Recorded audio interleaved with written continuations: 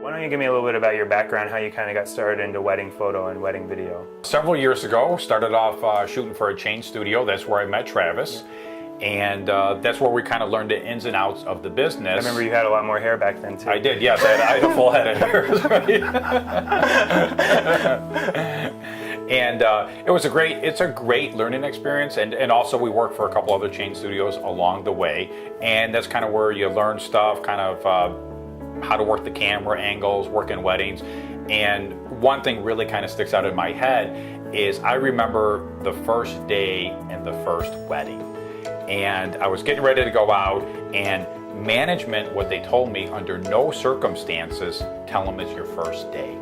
Same thing happened to me too. I remember they brought me into the office and they were like, so if anyone asks how long you've been shooting weddings for, you tell them that you've been shooting for over 5 years and you've almost hit 100 weddings. And I remember it was so awkward because I was only in my early 20s when I started. So when I told someone that, they're like, so you've been shooting weddings since you were in high school? And it got a little awkward because I'm like, well, yeah, I've been shooting weddings that long, you know? So, and it just kind of goes to show what it's like shooting for a studio like that, because they're trying to hide the truth a lot of times, you know.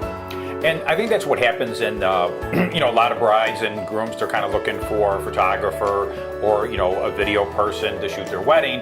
And they go to a studio, sort of a chain studio, and it's kind of like rolling the dice, so to speak, and you never know really who you're getting. So it could be their first day on the job, or they've been doing it a few years, and that's kind of where the mixed reviews come in. It's kind of the conveyor belt analogy. With a chain studio, the way they kind of treat a wedding is they want to do as many as possible. So it's about quantity and it's not about quality. Every wedding is totally different. Just for example, we did two sisters that had got married in the same year, same church, same house they're getting ready at, but the weddings were like night and day, totally different. And the way a chain studio approaches that is they want to fit that wedding into their box. So they want that wedding to be just like every other wedding. They'll throw it on the conveyor belt, they just take it down, and they want it to be as easy as possible.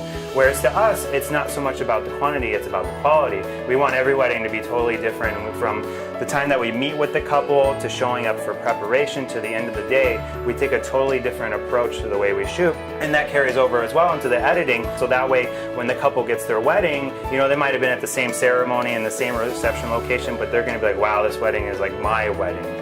Yeah, and I agree with that. Same thing happened to me. I actually, working for the chain studio, they wanted me to put the tripod in the same exact place all the time, and I thought it was in a better position. It could be more creative in another area, and they're kind of like, they looked at the film and they're kind of like, you can't move the camera, you can't do this, and you can't do that. So a lot of brides and grooms are not aware of that.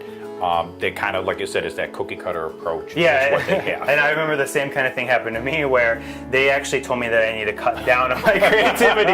They're just like, because I'm starting to learn things. I'm starting to learn different ways to like change focus and do camera movements and stuff. So I want to incorporate that every time I go out. And they come back to me and they're like, your stuff is too creative. We're spending too much time editing this. We want to be as efficient and as fast as possible. We want it to be the same as everyone else's.